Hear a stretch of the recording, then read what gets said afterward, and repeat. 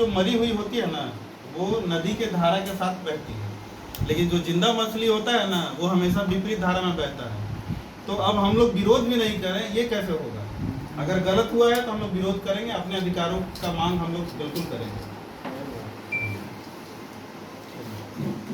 धन्यवाद।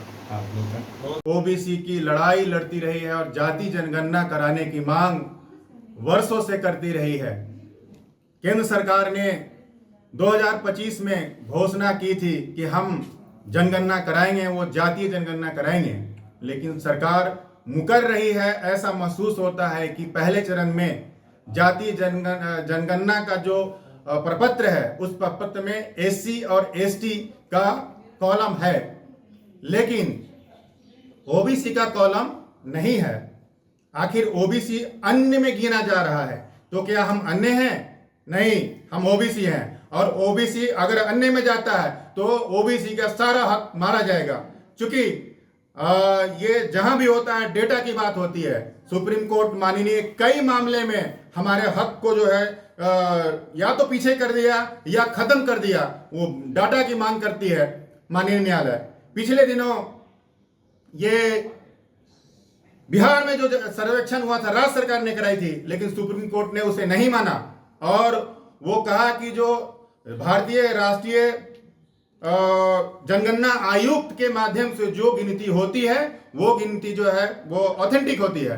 तो आखिर आज भारतीय जनगणना आयुक्त के माध्यम से जो गिनती हो रही है, तो उनको ये हमको पीछे क्यों छोड़ दिया जा रहा है? हमें उसमें क्यों नहीं शामिल किया जा रहा है? ये वर्षों की लड़ाई है। ये लड़ाई हक की है, अधिकार की है, हिस्सेदारी की है, और हिस्सेदारी को रोकने के लिए ये जो है हमारे कॉलम को रोका जा रहा है। ये बात हम लोग बर्दाश्त नहीं करेंगे। हम लोग 4 तारीख को एक बड़ा जो है आंदोलन कर रहे हैं। पहला चरण का होगा ये, और हम लोग राज्य पिछड़ा वर्ग आयोग का को घेराव करने जा रहे हैं। 4 तारीख को धुरवा में जो उनका कार्यालय है उसको घेराव करेंगे, और राज्य सरकार से भी हम मांग करते हैं कि आप इस आवाज को बुलंद से उठाएं, और केंद्र सरकार से भी मांग करते हैं कि आप अगर भूलवश अगर किए हैं तो इसको तुरंत जोड़ने का काम करें। माननीय मोदी जी, आप ओबीसी हैं, आप प्रधानमंत्री हैं, लेकिन बाकी लोग का हालत बहुत खराब है। उनकी स्थिति चाहे सामाजिक हो, आर्थिक हो, शैक्षणिक हो, राजनीतिक हो, ये सारे स्थिति बहुत निम्नतर है और नीचे ग्राफ नीचे चला जा रहा है। इसलिए राष्ट्रीय ओबीसी मोर्चा की मांग है कि वो जो है अविलंब जो है प्रपत्र को जोड़ी जाए, और आपने जो वादा किया हो उसको पूरा करें। और मैं विपक्ष के नेता को भी कहता हूं कि विपक्ष ने भी हमें साथ दिया था, जातीय जनगणना कराने के लिए सरकार पे दबाव बनाया था, और आज मौका है कि पीछे विपक्ष भी चुप है। विपक्ष की पार्टियां वो सरकार को घेरने का काम नहीं कर रही है। तो मैं उनसे भी निवेदन करता हूं कि सरकार को घेरिए और जाति जनगणना कराने, ओबीसी का प्रपत्र करने का काम करें। तो अभी जो जनगणना, अभी तो मकान गणना चल रहा है, तो आप लोग इतना अधीर क्यों हो रहे हैं? ऐसा है कि उस प्रपत्र में एससी और एसटी का जो है गिनती हो रही है, फिर ओबीसी की नहीं, क्यों नहीं हो रही है? ओबीसी का प्रपत्र में क्यों नहीं होना चाहिए? उसे अन्य में क्यों डाला जा रहा है? फिर आगे का आपके पास षड्यंत्र करना है। ये षड्यंत्र की पहली निशानी है कि आप जो है हमें एससी एसटी कर रहे हैं, तो एक कॉलम ओबीसी देने में आपको प्रॉब्लम क्या हो रही है? अब अन्य में क्यों हमें शामिल कर रहे हैं? और कुछ सवाल? प्रदेश अध्यक्ष, आज हमारे ओबीसी मोर्चा का कार्यालय में आप सबों ने हमारी आवाज को बुलंद करने का काम कर रहे हैं, तहे दिल से धन्यवाद। नमस्कार। आज ओबीसी का लेके जो हम लोग आज प्रेस कॉन्फ्रेंस कर रहे हैं, हमारी ओबीसी का हक अधिकार कहाँ पे है? माननीय मोदी जी से पूछा जा रहा है कि माननीय मोदी जी, आप ओबीसी में हैं तो सिर्फ आपसे हो जाएगी पूरे देश की विकास। तो माननीय मोदी जी क्यों हमारे साथ एक आंख में काजल एक आंख में सुरमा किए हैं? तो मेरी ये मानना है कि नारी बंधन अधिनियम के तहत जो आरक्षण किए थे, उसमें भी हमारे ओबीसी की महिलाओं को वंचित किया गया। तो मैं कितने बर्दाश्त करते रहूं? आज जो जनगणना हो रही है उसमें पत्र में हमारी ओबीसी का कहीं जिक्र नहीं है, तो हर जगह से ओबीसी को हमारे माननीय मंत्री जी, प्रधानमंत्री जी और अमित शाह जी ये ओबीसी से आते हैं, लेकिन फिर भी ओबीसी का क्यों इस तरह का किया जा रहा है? तो ये अन्याय बर्दाश्त नहीं होगी। हम लोग 4 तारीख को ओबीसी का आवाज़ पहले बुलंद करना चाह रही हूँ और आयोग को घेराव करूँगी, क्योंकि हमारे ओबीसी का डिमांड ये है, हमारे बच्चे कहाँ जाएंगे, हमारे ओबीसी का आरक्षण कब मिलेगी। माननीय मोदी जी से मेरा विशेष आग्रह है कि आप अपने विकास के बारे में मत सोचिए, हमारे ओबीसी को, पिछड़े वर्ग को आप पीछे ढकेलते चले जा रहे हैं, ये कतई बर्दाश्त नहीं होगी।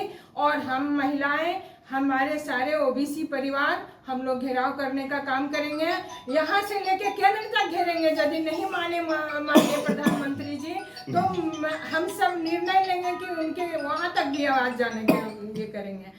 ये हम लोग के साथ अन्याय कर रहे हैं। मतलब ये ओबीसी का जो आरक्षण होनी चाहिए वो कॉलम नहीं दिया गया। जाती है जनगणना करने की बात थी, कहाँ चले गए जाती है जनगणना? तो ये कतई बर्दाश्त नहीं होगी। मैं उर्मिला यादव, झारखंड। हम अन्य नहीं हैं, हम ओबीसी हैं और ओबीसी अन्य बिल्कुल नहीं हो सकता है। इसको जो केंद्र की सरकार है, मोदी जी की सरकार है, बिल्कुल हल्के में ले रही है।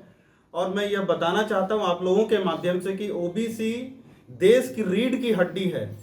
और अगर जनगणना में आज जो बीज डाला जा रहा है, आज जो फाउंडेशन का जो शुरुआत किया गया है, जब वही फाउंडेशन ही शुरुआत ही जब गलत है तो आगे आप क्या उम्मीद कर सकते हैं? इसका मतलब यह है कि ओबीसी के साथ धोखाधड़ी करने का ये पूरा प्लान जो है रेडी है केंद्र की सरकार का। इसलिए हम लोग यहाँ पर एकत्रित हुए हैं और ये केंद्र सरकार का जो ये प्लान है उसका पर्दाफाश कर रहे हैं आप लोगों के माध्यम से। और आप लोगों का भी सहयोग चाहिए, क्योंकि देखिए जब तक ओबीसी जो है सुदृढ़ नहीं होगा, मजबूत नहीं होगा, तब तक देश की आधी आबादी से ज़्यादा हमारी जो संख्या है 52% से 65% के आसपास में हमारी जनसंख्या है। और आप लोग देख रहे हैं कि किस तरह से ओबीसी के अधिकारों को छीनने का काम किया जा रहा है। झारखंड में करीब 7 ऐसे जिले हैं जहाँ पे ओबीसी का आरक्षण 0% है। तो इस प्रकार से जब आरक्षण छीना जाएगा तो ओबीसी का एक जो बड़ा वर्ग है वो पिछड़ता चला जाएगा। तो ये गलत है, ये बिल्कुल ही गलत है और इसका हम लोग जो है सख्त विरोध कर रहे हैं। और आप लोगों के माध्यम से हम चाह रहे हैं कि जो है आप लोग भी इस आवाज़ को बुलंद करें, क्योंकि अगर देश की 65% आबादी अगर पिछड़ जाएगी तो बाकी जो आबादी है वो आगे कैसे बढ़ पाएगी। जब ओबीसी जो है आप केवल जो है डब्बा मत समझिए, ये पिछड़ा किसी रेल का जो है पिछला डब्बा नहीं है, यह इंजन है। और अगर इंजन को डिरेल करने का कोशिश किया जाएगा तो पूरा देश डिरेल हो जाएगा। ये गलत है और हम इसका विरोध करते हैं। इसलिए राष्ट्रीय ओबीसी मोर्चा 4 तारीख को कल हम लोगों ने जो प्रदर्शन का कार्यक्रम बनाया है, आप लोगों का ये सहयोग चाहिए। 4 तारीख को है। सर एक क्वेश्चन है कि जो 7 जिला आपका ओबीसी मुक्त है तो आप कॉलम कहाँ से खोज रहे हैं? तो सरकार पहले ही नगन कर दिया आपको ओबीसी से, तो नग्न कर दिया। तो अगर हम आज अगर नहीं बोलेंगे, जैसे आपने बोला कि मकान का भी तो चल रहा है, ये तो शुरुआत है। अगर हम आज नहीं बोलेंगे तो कल को तो पूरा खत्म कर दिया जाएगा, आगे भी नहीं रहने दिया जाएगा। आप कहीं 0 कर देगा तो आप तो बोलने के लायक ही नहीं, हम कहीं आवाज भी नहीं उठा पाएंगे। तो आज आवाज तो उठाना पड़ेगा ना। तो राज्य सरकार के लिए आंदोलन आप लोग अभी तक नहीं कर पाए, इसके लिए क्या राज्य सरकार का आंदोलन एक बार नहीं है, सैकड़ों बार किए हैं। सब गवाह हैं, संजीव जी गवाह हैं। हम लोगों ने राज्य सरकार को घंटा बजाओ नींद से जगाओ कार्यक्रम करके जो है मंत्रियों के आवास को घेराव करने का काम किए हैं, धरना दिए हैं, प्रदर्शन दिए हैं। ट्रिपल टेस्ट के लिए जो है राष्ट्रीय ओबीसी मोर्चा ने किया, आक्रोश मार्च निकाला, तब जाके ट्रिपल टेस्ट कराई। क्या घंटा बजाए थे, नींद से टूटे उठे? क्या जी? उन लोग नींद से जागे कि नहीं जागे? हाँ जागे, तभी तो ट्रिपल टेस्ट हुआ। दूसरा बात है कि 7 जिले के जो ओबीसी आरक्षण शून्य है वो राज्य सरकार ने उसे ईडब्ल्यूएस में किया है, उसमें बर्दाश्त नहीं है। इस सूची में ये भी है हम लोग का जो है। फिर इसके अलावा हमारे